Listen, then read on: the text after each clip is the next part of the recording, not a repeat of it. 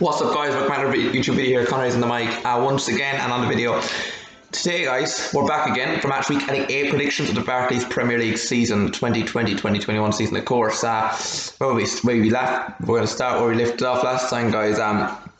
We left off, try to start from where we ended last time, really.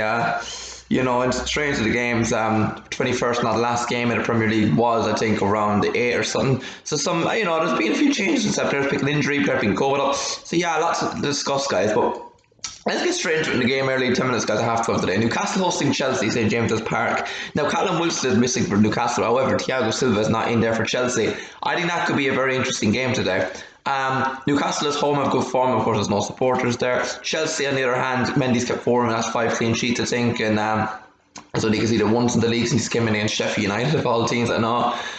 When they were losing 1-0 in that game to McGoldrick strike, remember that. But anyway, Chelsea look strong, and Ziyech is starting to play well. Werner's starting to get a few goals, and I just don't think Newcastle have a way to saying about that. With Wilson out and Linton in, do Newcastle score today? I think they will. I think it'll be 3-1 to Chelsea, guys. I think Chelsea will score goals from I think Werner will get one, I think Ziyech will get one, and I think Mount will get one today, guys. For for Newcastle, I think we're going to see Alan Saint-Maximin get a goal, or Isaac Hayden, guys, or one of them. Saint-Maximin maybe. On today's game now, guys, it's Aston Villa hosting Brighton at 3 p.m. Now this is an interesting one. Villa were in a bit of a runabout form, getting hammered to Leeds and all that. Then all of a sudden they turned around last time and they won their game. Not using are of course tough team, but still they should not have got hammered like that. This is hard to beat Arsenal FC 1-0 away from home, which is a big result for them. No, 3-0, massive result for them. I can see this going either way, really. Brighton are one of those teams with a good team on paper, a decent manager, but haven't really clicked together this season. Been rather unlucky. Should have another 3-4 pointers on the board. It'll be a tough game for both sides, I think, no matter who's home or away. Fans aren't there, not doesn't matter. I think Villa edge at home advantage though, and just because more quality in the side, but it'll be a very tough game, guys. Goals coming from today from, I think, Josh McGinn will score, and I think Jack Grealish will score. Jack Grealish will set up Ollie Watkins, never mind. And then for Brighton, I think we'll get a goal by New Outplay today, guys. On to the next game now, 5:30 today. Tottenham hosting Manchester City, one of the biggest games this weekend in the Tottenham Hotspur Stadium. Now, what a big game this is indeed, to be fair. Of course, Tottenham haven't really been poor this season in much games, you know, for once, you know, only losing the home, drawn home to Newcastle 1-1, lost at home to Everton 1-0. But other than that, the result, okay, drew 3-3 from 3-0 up at usual home to West Ham, my own team. But other than that, you know, even those games, like, don't really terrible. They were just unlucky. And well, Bottle League, they're terrible, and in the Everton game, Everton were very good. So I don't know. City, on the other hand, it'll be an interesting game. What will they kind of respond? They had a worse start to the season in years. Of course, Pep signed that 2-year medium-term contract the other day. It could go either way, guys. Spurs on form. City, they could be away from home. It'll be a tough game, guys. I can genuinely see being goals. I can see either 2-1 City or 3-2 City. I'm going to go 3-2 City, guys, but don't be scared. Don't be worried in case you don't think it's go for a draw, because I think it could be easily as well. I don't think Spurs will beat City. City wanted to happen, but City will win this, I think, guys. City will score today. I think Bernardo Silva will get his first goal in a while. I think Phil Foden will score after his brilliant international brace of the week. It's Iceland and a 4-0 win, guys. And also, I think we're going to see if he's able to play, Gabriel Jesus. And for Tottenham, I think we're going to see 2 goals scored by, I think Ndombele is going to hit one today, guys. I think Son. And on to the next game now, guys. It's an 8 p.m. kickoff, the final game today of Manchester United hosting West Bromwich Albion. Now, this is a huge game for both teams from top to bottom. Well, at the moment, bottom and bottom, because Manchester United have, somehow they've had from the worst start, they actually one of their best starts, which is weird and says a lot about the club, the way it's been run the last few years. Meanwhile, West Brom are on a usual start and a predicted start. Now, I thought they'd be alright. Well, I didn't think they'd be alright, but I thought at the 4th moment down by the bottom, they'd have the most goals, the most creativity in them, because they've after signed a few good players, Dean Ghana, Callum Robinson and co up there, but they lost 2-0 to Fulham. They've bottled a 3-0 lead to Chelsea to draw 3-0. They've done some stupid stuff this season. Manager's good, alright. Players aren't there. Players should be there, but they're not. And when you pick up points, you're going to Old Trafford, and when you're desperate for points, it's when United will exploit you and go for it. Now, United are in mixed form. Big win last time out against Everton 3-1, but then a 2-1 defeat away to Istanbul Başakşehir. I couldn't see this go. I don't know which way this is going to go, but I'm going to go 2-0 to Manchester United. I think they'll pull through, and I think we're going to see goals from Anthony Martial in his return to the starting lineup of the Premier League. And I think Bruno Fernandes will score. I don't think it'll be a penalty either. And on to the next game now, guys, and it's an early one on Sunday at around 12 o'clock. Let me just check, guys. Really, but let's predict the Sheffield United West Ham game anyway, guys. That's at 2 o'clock on Sunday. Now that's the big one. My own team, West Ham, of course, travelling to the north side of England against Sheffield United without a win this season, and I think only 1 point picked up altogether.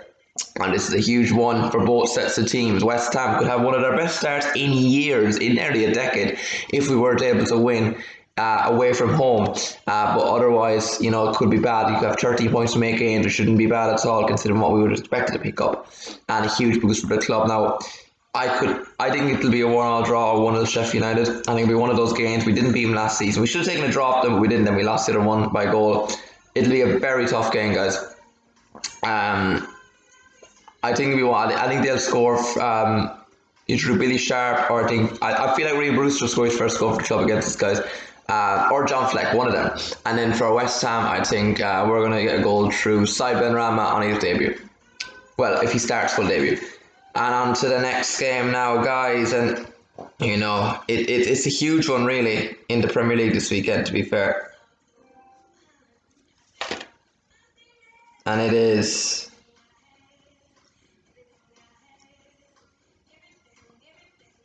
Let's get up quickly here, guys.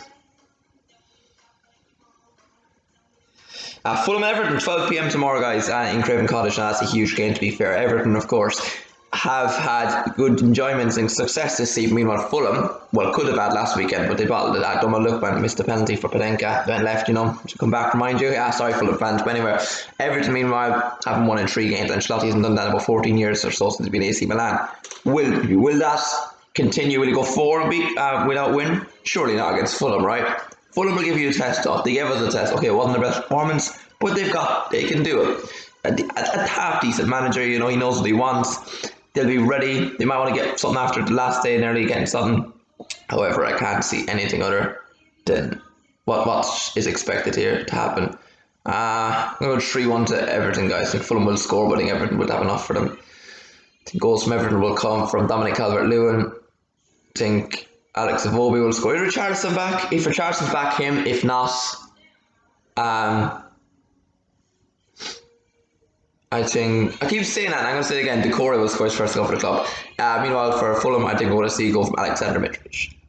On to the next game now, guys. Big game at 4:30 on Sunday. Leeds hosting Arsenal in Ellen Road. Now, this is a big game, to be fair. Leeds, of course, in a mixed form as well. A good start, better than I suppose expected. Arsenal would have had a brilliant start if they didn't bottle results at the last day.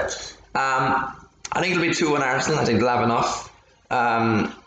They have to start out down the middle. They won't score otherwise, and that's the honest and harsh truth about it.